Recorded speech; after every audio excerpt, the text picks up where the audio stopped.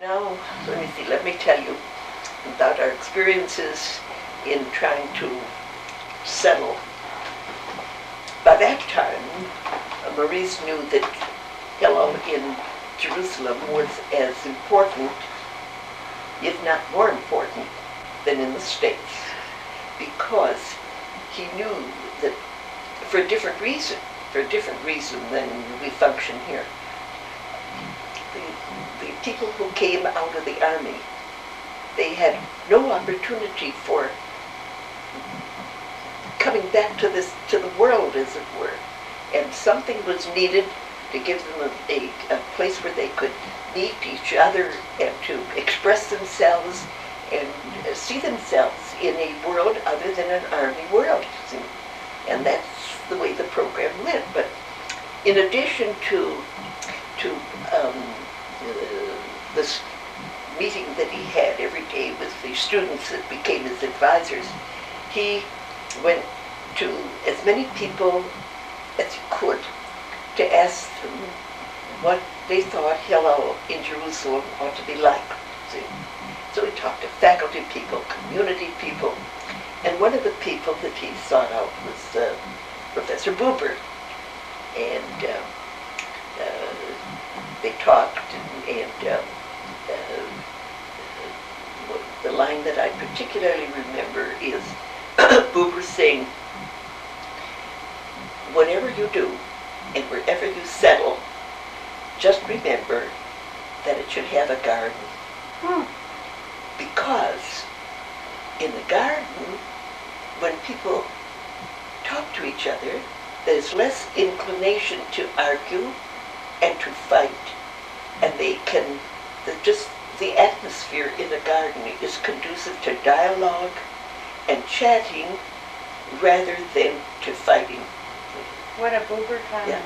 Yeah, that was a garden, the value of a garden. He remained interested, and for quite a while afterward, he would check with Maurice to see how things were going. Didn't you once tell me that you decided there should be no political discussion? That's right. That's right. No political. This was not to be a political institution, and the program was meant for all, and that meant that no political organizations could make that headquarters or anything like that.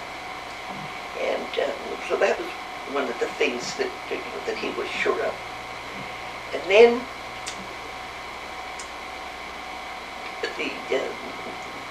it came to our attention that the Shokin House, which was right next to the American consulate, that was available for purchase.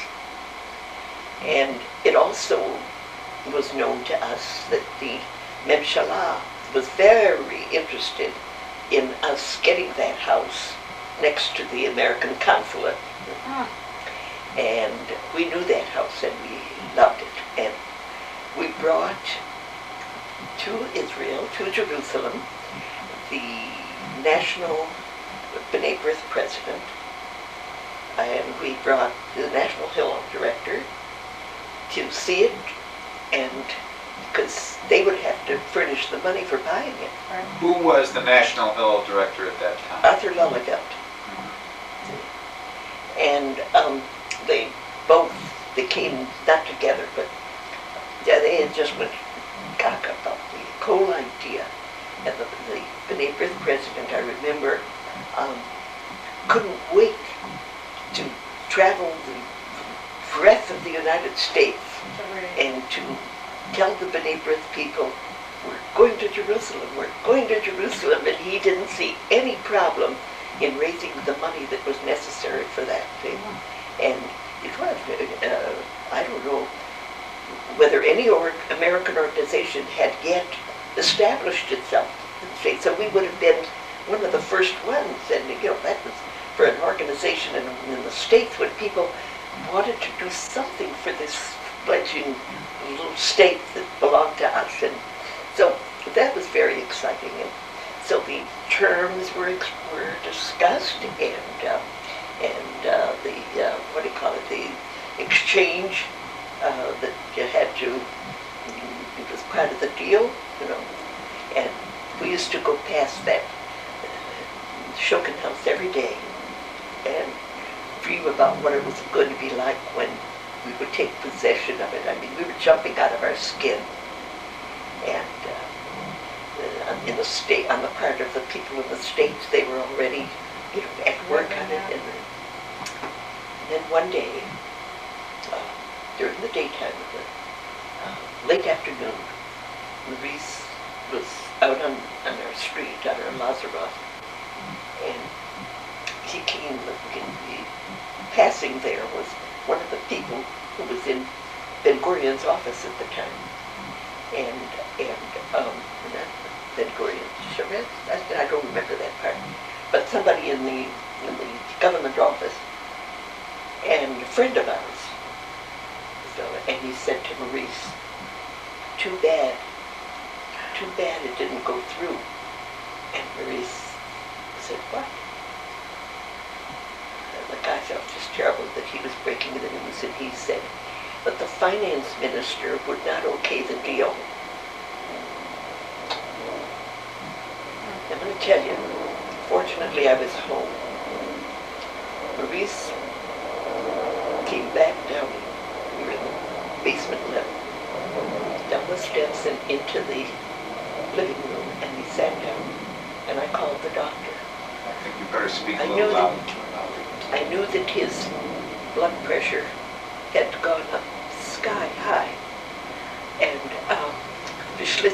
Dr. Vishlitsky, who I hadn't thought of his name for ages, and he came running over, and his blood pressure was sky high, and he took this blow so hard, but it was fait accompli, done, and we didn't get the house, and it took a while to sort of get our bearings again, and then came the effort to look for another place. And the way these things go, word comes to us that the house at number 4 Balfour, I think it is, which was the Swiss consulate, and they were going back to Switzerland, and that house was for sale. So quickly it was arranged for us to buy it. The folks didn't have to come back to Jerusalem to look it over. They just went ahead with it. And then there too, see, the country was so new, and there weren't any prepared people to take over the important offices, so that many of them just didn't fit into the shoes that they were meant to fill, and that they just were shooting their influence around and doing things that were just incredibly bad. They gave him a lot of trouble. We had to make some improvements in the place, architectural, and make it ready for a student house, something different from what it was. And so you have to wait until you get a license to do it. So you have to go to, 2, 3, 4 different people. And they were in a hurry, but we were, And everybody said, we'll let you know, we'll let you know, we'll let you know. Meanwhile, it didn't get done. Things haven't changed that much from what I know of Israel. Really? That was, but at that point of time, they just picked people, something like Clinton picked people for his administration now, just because he was close to them, he put them into offices. But anyhow, these people were just throwing their weight around, and they gave us a very hard time. And the faculty people, particularly Sholem, just kept trying to comfort Maurice and ashamed of what they were doing to this sweet, lovely man who had come to just do this for the country. And finally, we got finished with the improvements in the building, and readying it for occupation by us. And then came the question about furnishing it. And with great glee, we get word from the States, that from the Hillel director, that they have a man who wants the privilege of furnishing the whole building with beautiful furniture from America. It won't cost anybody anything. That was going to be his contribution to the Hillel house. Word got to the government that that's what we were going. We needed to get an import license. That was it. We needed to get an import license. And again, we were told by the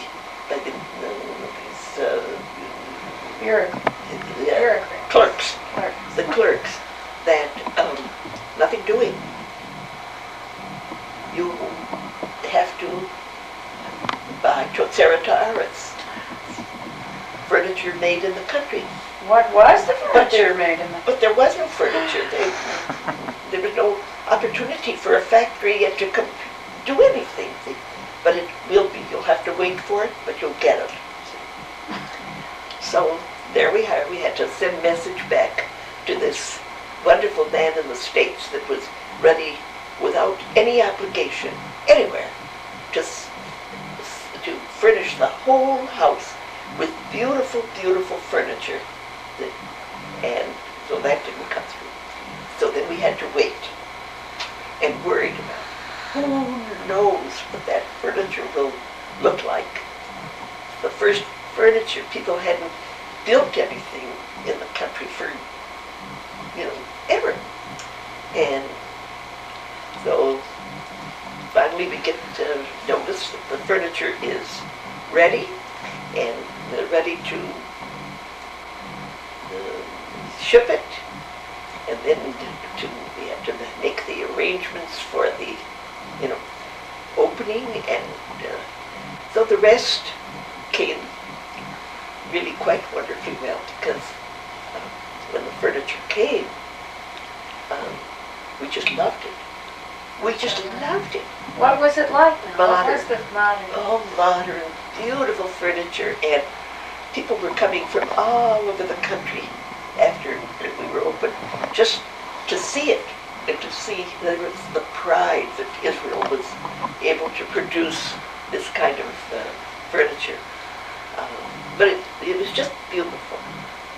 So the opening was the wonderful event for the community, and I can remember distinctly it was a Sunday afternoon, the opening, and I just remember that the faculty people who were so closely involved with this formed a circle, and two of the faculty people picked Maurice up and in the middle of the circle and carried him on their shoulders, and everybody danced around him with just joy. He had been through so much, that this was finally achieved, and they were so proud and so, really happy. And there was much celebration, and of course the press was there, and all the new friends that we had met were participants in the Simcha, And can you tell us a little about the involvement of the community in Israel in the? Yeah, sure.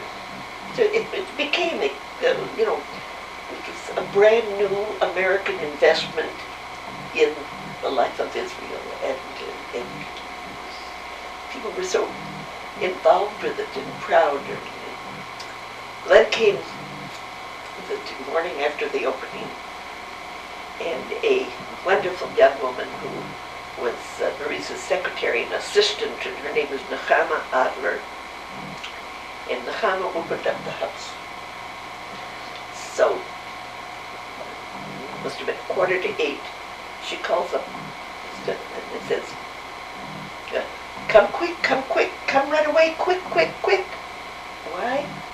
Because the left wing group, the Hashomer Hatzair, had sent out an announcement to all its members that they will have a meeting at 7:30 in the Hillel house, in the music and art room.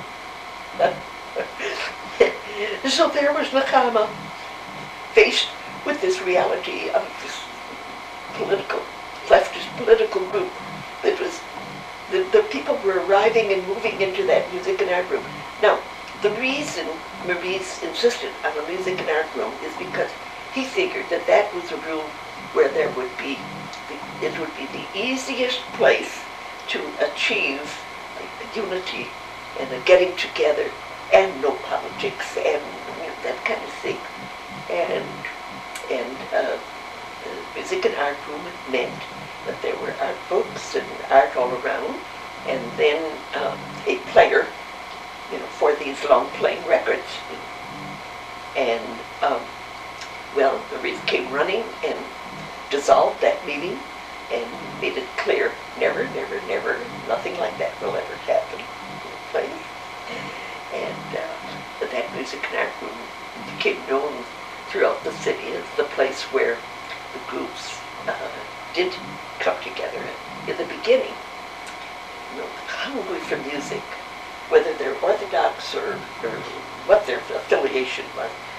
They loved music. It's a music-loving country, and the long-playing records, word spread all over that there you could go hear them when they were not yet available, in the country. So, in the beginning, they'd come in and sit very stiffly at the place, and everybody would wait for somebody to go change the record. And nobody in the Orthodox group was about to go change it on behalf of the others. So everybody waited for everybody else. And even to watch that change, unfold, was something fantastic. Then before long, you found whoever was sitting closest to the machine got up and put on no politics. No politics, nothing. The other thing that I remember about that day after the opening, and I remember Maurice was so touched by it. He came home saying, no place in the world was there a situation where a minority member had come to a Jewish organization as the majority member. Because an Arab student came to ask Maurice what the Hillel house was going to do for the Arab minority on campus.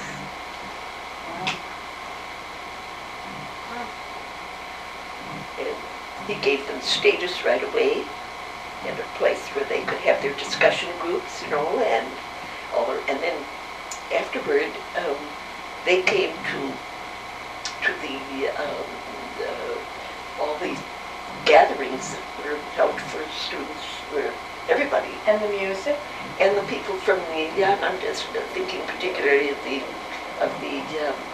lectures and that kind of thing.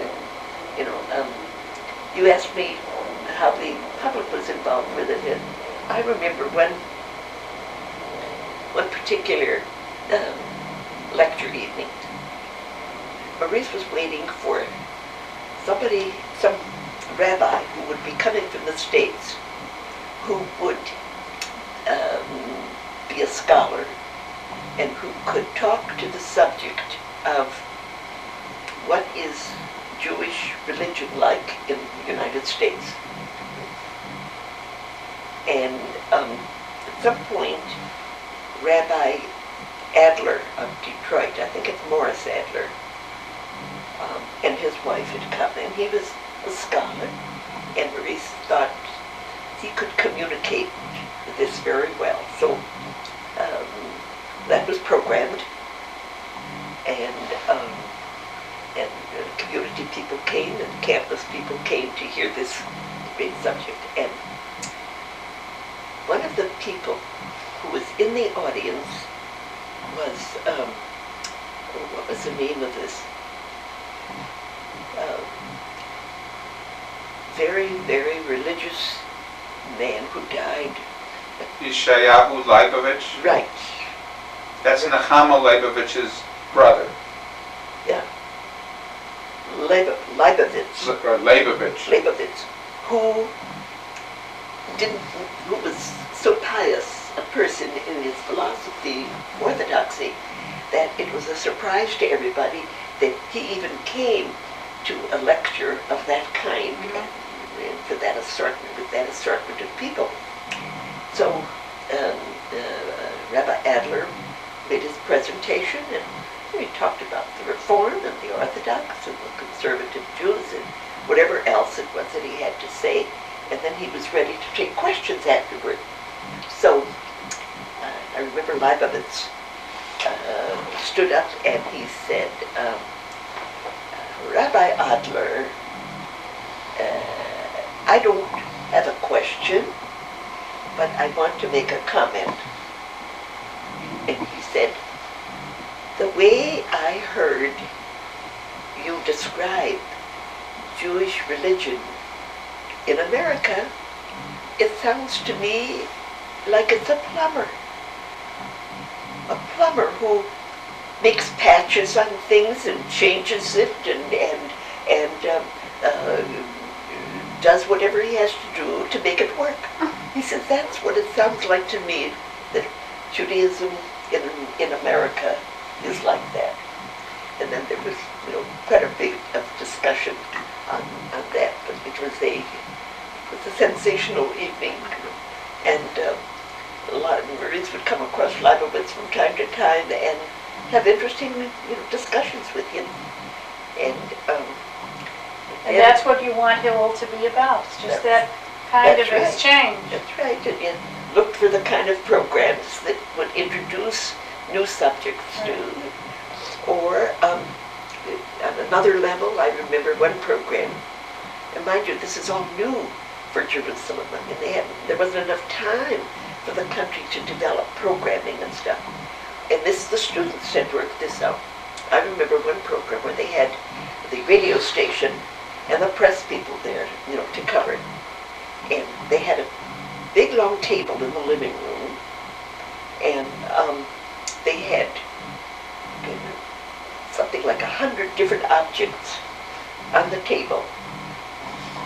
And the participants in this program started with one and went around the room, and the purpose was to build a story that would follow one from the other, about the objects on the table. See, somebody might start with a book with a subject, and then the next person would talk about another thing on that table. And it was so creative, and it was covered in the press and on the radio at the time, and gives you some idea of the kind of creative programming that had to be developed, and of course by that time the students themselves knew what they wanted and how to work it out.